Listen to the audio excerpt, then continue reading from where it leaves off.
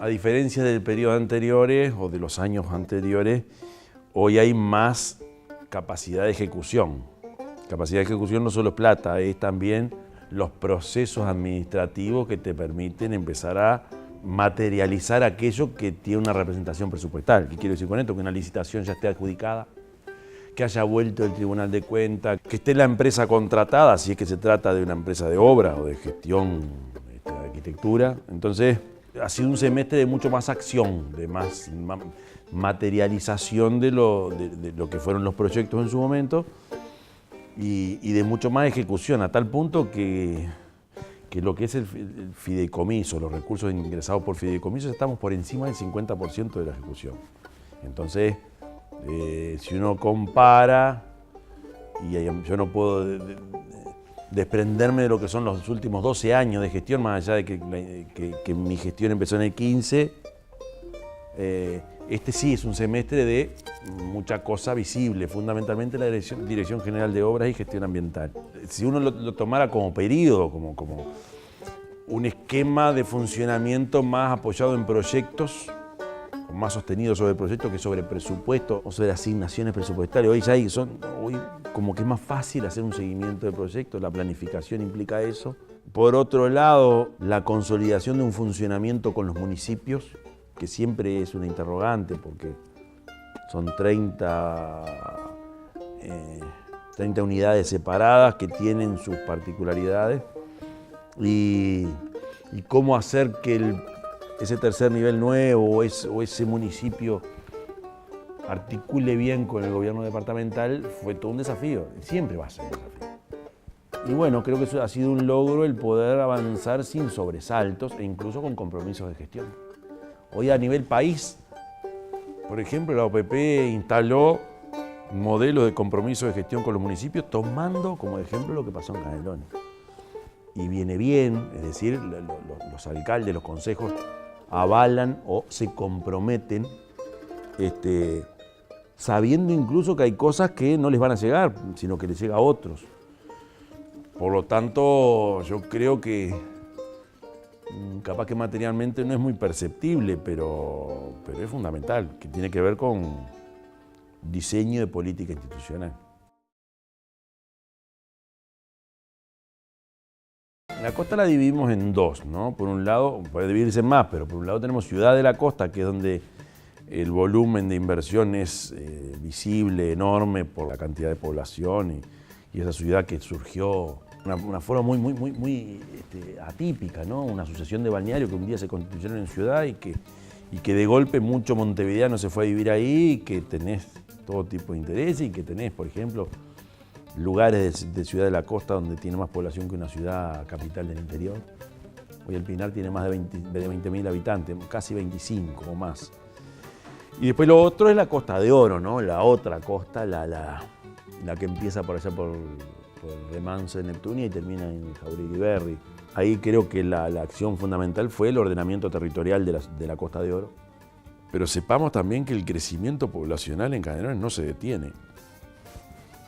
Estamos seguros que toda esa zona, así como también Ruta 8, sigue recibiendo mucha gente, sigue recibiendo población que viene de Montevideo y otros que vienen del interior, pero que nos obliga a estar pensando permanentemente en un ordenamiento territorial o en algunas claves. Y por otro lado, ir acompañando ese proceso con las infraestructuras mínimas necesarias. Por ejemplo, Canelones es el departamento con menor porcentaje de conexión a red de saneamiento.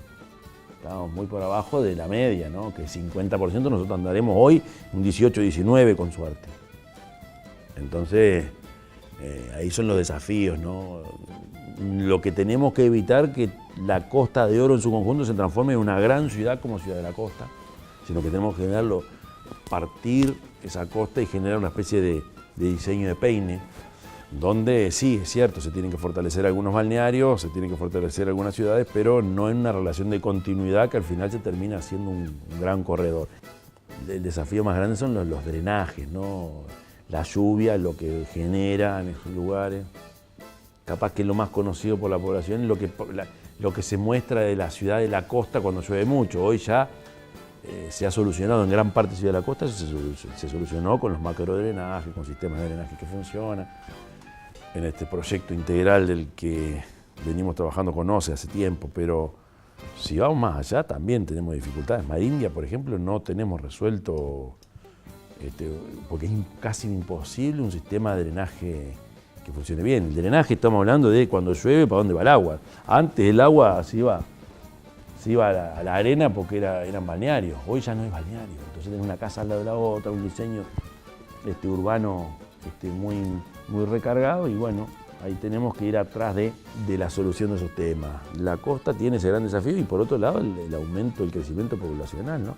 Que tienes a aquellos que se van porque no tienen otro lugar donde ir y otros que por opción, que siguen pensando en su casa en la costa con su parrillero y su fondo y su jardín. Y no le importa a mucha gente tener calle de balasto, ¿no? Y yo creo que es una opción y que hay que respetar.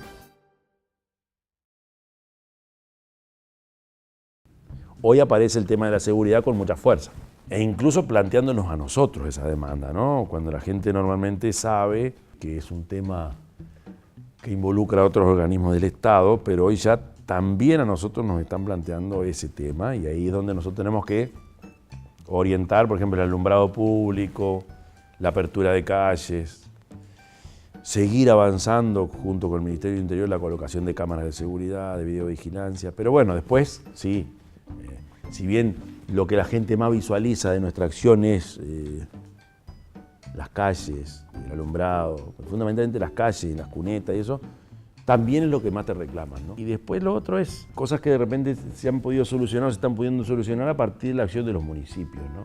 Por ejemplo, el tema de, en la costa aparece con mucha fuerza, o nos replantea con mucha fuerza el tema de las podas o los restos vegetales o los residuos vegetales, ¿no? Y ahí tenés una diferencia entre lo que es el resto del departamento y la costa, ¿no? En otros lugares aparece con otra fuerza el tema del trabajo, cómo la institución puede ayudar y ahí tenemos algunas zonas del departamento que tienen más fuerza que otras. Pero básicamente el famoso ABC sigue siendo el tema fundamental, junto ahora con el tema seguridad.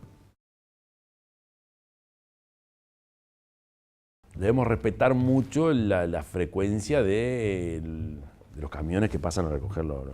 Porque en el contenedor de la esquina, en el contenedor grande, la gente va, deja su bolsa y si pasa o no pasa, se verá, salvo que se desborde.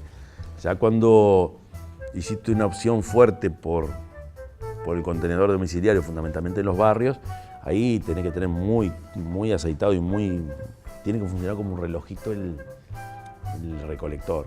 Tuvimos unos meses donde teníamos muchos camiones rotos y se nos estaba viniendo un poco abajo la flota. Ahora tenemos camiones nuevos. Sacamos de nuevo la cabeza, no es una dificultad que la gente visualice como fundamental hoy.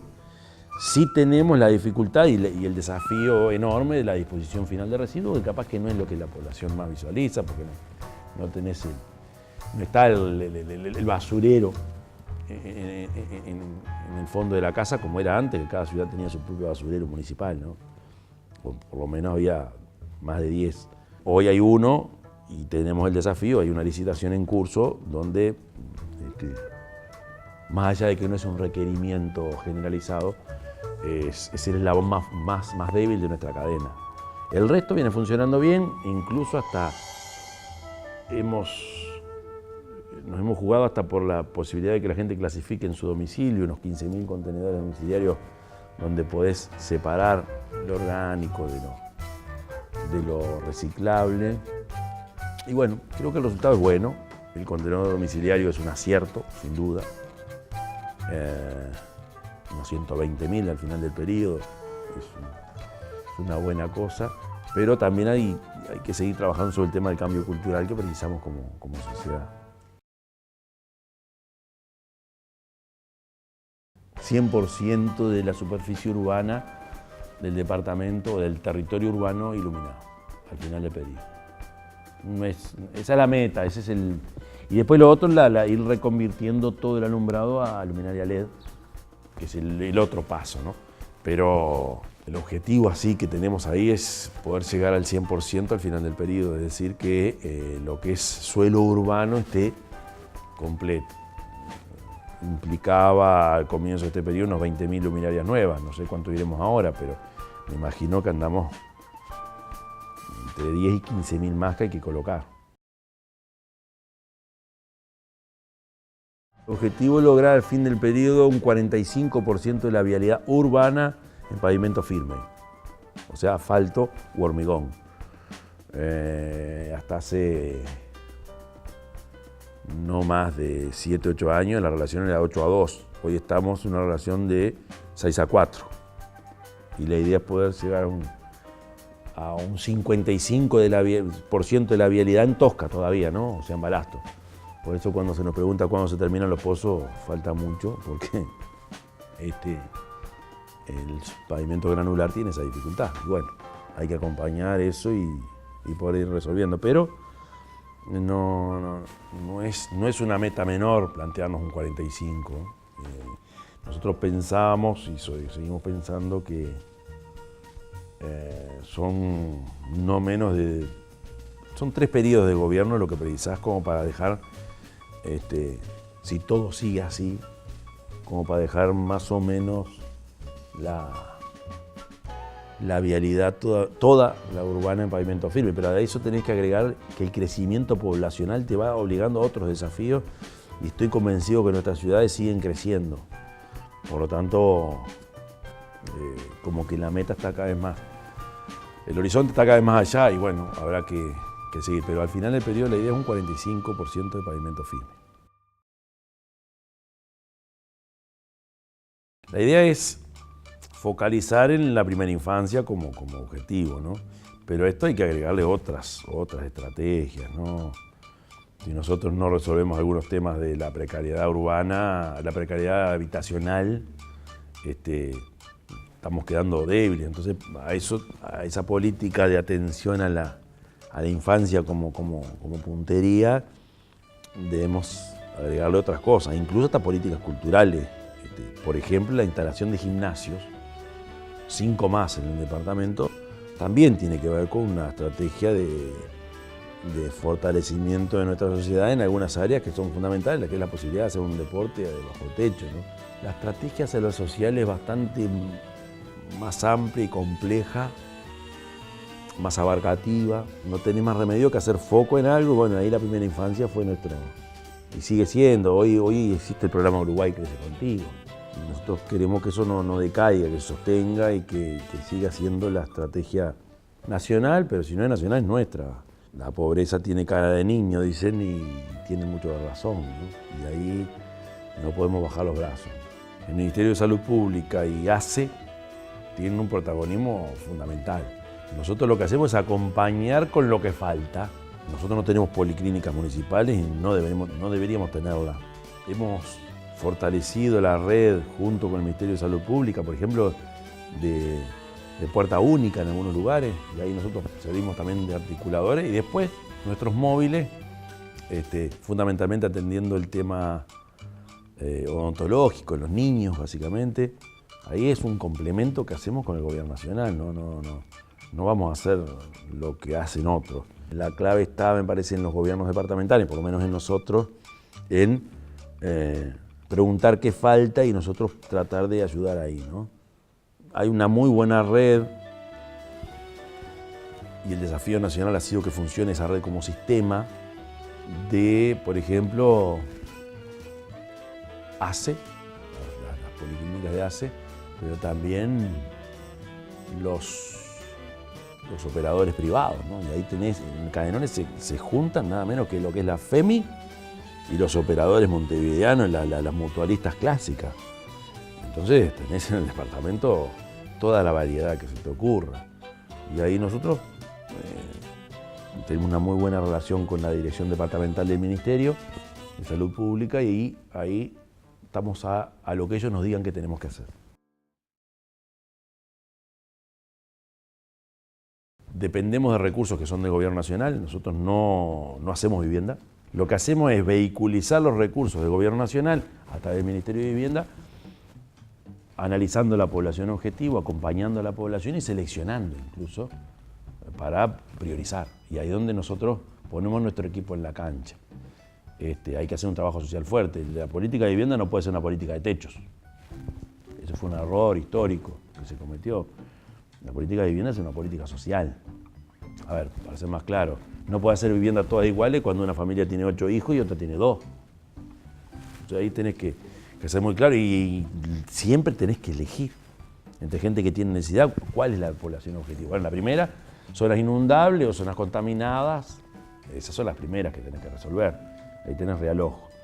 Y después tenés que fortalecer y regularizar lo que son la precariedad. Antes se llaman asentamientos irregulares. Bueno, la precariedad habitacional tenés que resolverlo primero cuando la propiedad es tuya o es del Estado, cuando la tierra. Cuando es suelo privado ahí se complica bastante más y que tenemos en todo el departamento una realidad complicada, ¿no? Gente que se está instalando sobre suelo privado que no le pertenece, o sea, ahí está la irregularidad de esa instalación de vivienda.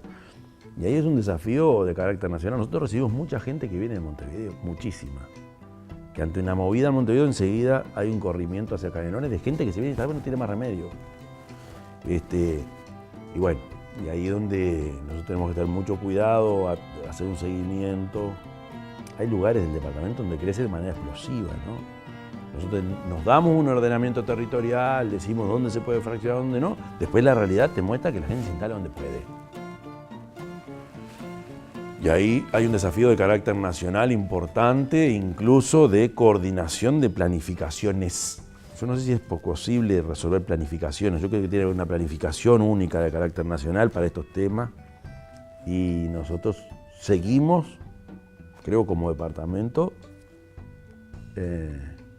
utilizando la virtud o la ventaja de lo metropolitano, pero también lo otro. Y ahí es un desafío de todos los días.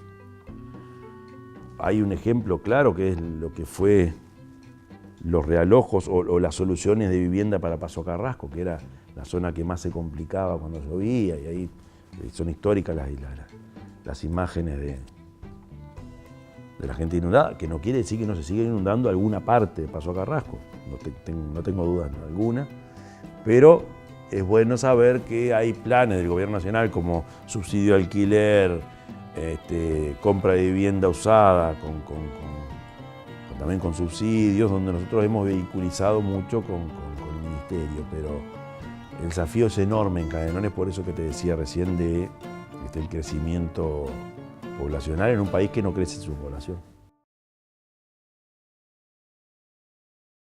Eso es un plan inédito, no existe en el país ni en la región y no sé si a nivel mundial hay algún tipo de ordenamiento territorial rural.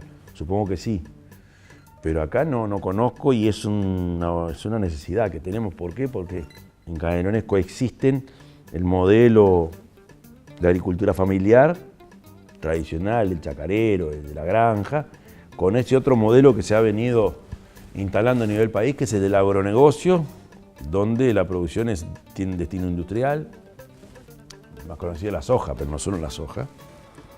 Y por otro lado, nosotros debemos tener muy claro qué es lo que queremos a la hora de la preservación de los recursos naturales. Estamos hablando del agua, fundamentalmente, y el suelo. Nos pusimos como desafío generar reglas de juego nuevas, o reglas de juego que antes no existían, a la hora de ordenar nuestro suelo rural. 90%, más del 90% de la superficie canaria es rural. Casi el 27% de la población rural del país está en Canelones. Entonces,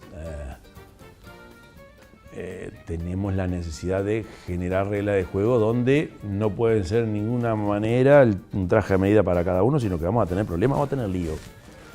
Pero, como todo plan de ordenamiento, tiene que ser a partir de puesta de manifiesto, audiencias públicas, donde van todos.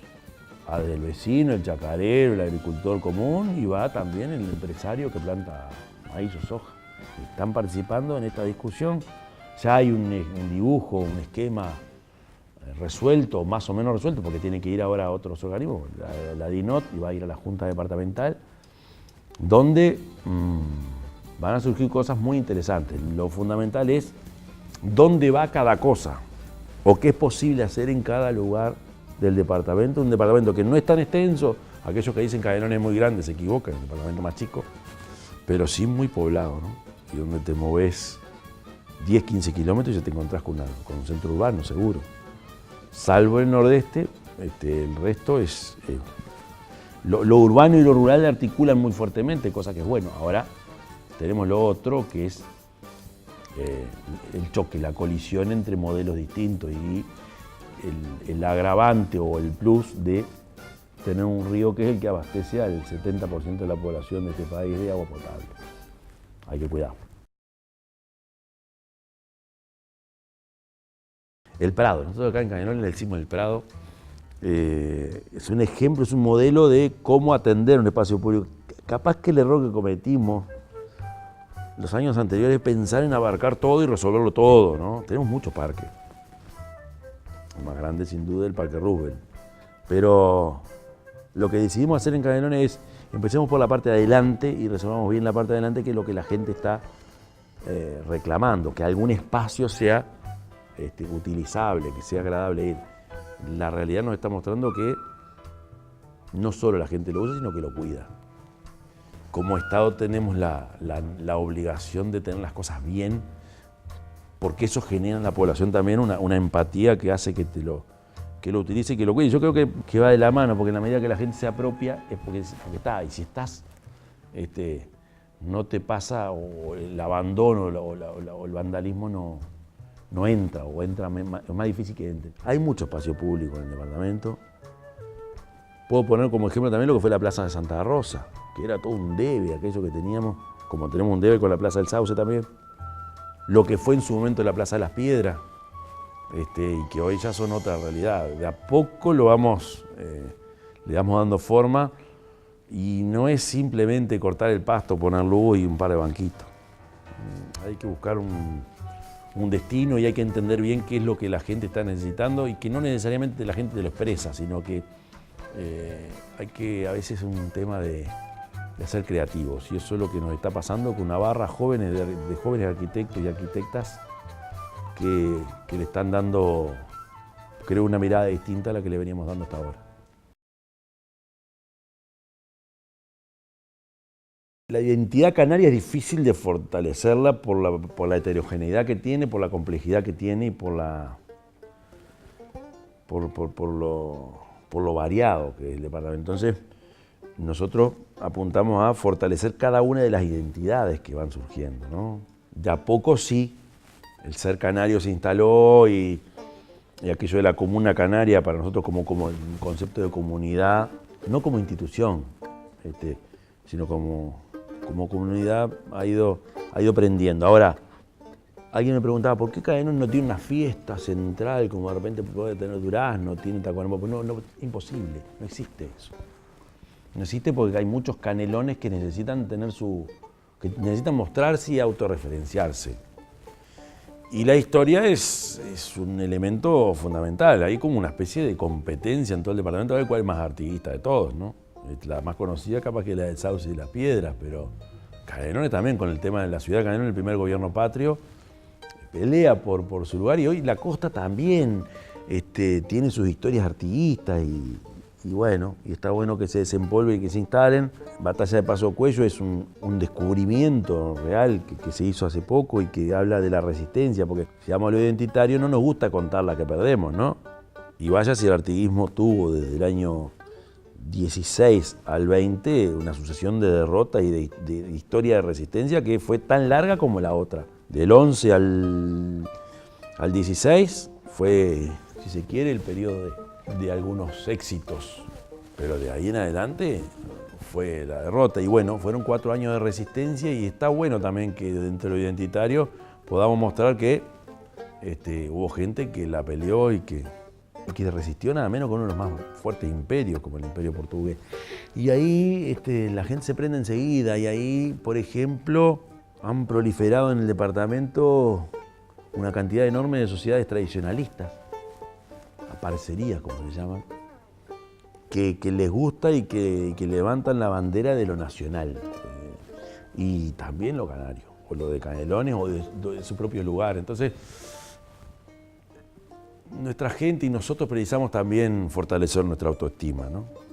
Y eso tiene que ver también con el identificarnos o reconocer cuál es el nosotros que precisamos. Y a eso apuntamos fundamentalmente en el área del patrimonio. La gente tiene necesidad también de usar su tiempo libre para estar en comunidad. El ejemplo de lo de San Juan, una Fomento Rural decide poner en alto esa festividad y la repercusión está ahí. Cientos de personas, yo no sé cuántos éramos el otro día, pero es una noche muy fría y la gente va y le gusta.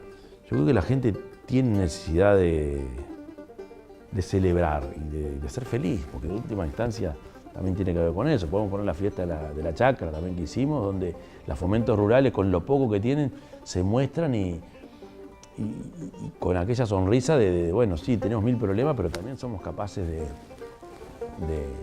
compartir. Somos así, el ser humano es así, y lo peor que podemos hacer es pensar que lo mejor es no encerrarnos en nuestras casas y disfrutar de los bienes materiales que de repente podemos tener. Yo creo que hay algo que no tiene precio, que es el poder vivir en comunidad y convivir en comunidad en un momento donde el tema de la seguridad está tan fuerte. La preocupación principal, y siempre repito lo mismo, es la velocidad de ejecución de las cosas, o desde el momento que tomás una decisión hasta que se materializa, el tiempo sigue siendo largo. Me siguen preocupando la infraestructura del departamento, la ausencia de saneamiento, más allá de que no es una responsabilidad directa nuestra, pero es una gran preocupación, pero también las políticas sociales o la precariedad barrial sigue siendo, más allá de que se está trabajando, se está actuando. Ahora, los tiempos son quizá la preocupación fundamental, cómo no somos capaces de ser mucho más veloces. Se viene trabajando y hemos encontrado claves como para ser más ejecutivos. Nuestro peso burocrático que es necesario a veces es excesivo. O también se junta esto con acciones que sí o sí tienen que ser ejecutadas o tienen que ser concretadas en coordinación o en acuerdo con el gobierno nacional. No siempre el mecanismo está tan aceitado. Y ahí no paso la responsabilidad de lo nacional, sino que nosotros mismos quizá, en aquella idea de la pista de aterrizaje de las políticas nacionales, capaz que no le hemos encontrado la mejor forma de agilizar eso. Esa parte de lo que en líneas generales a mí se me ocurre que tiene que ver con lo pendiente.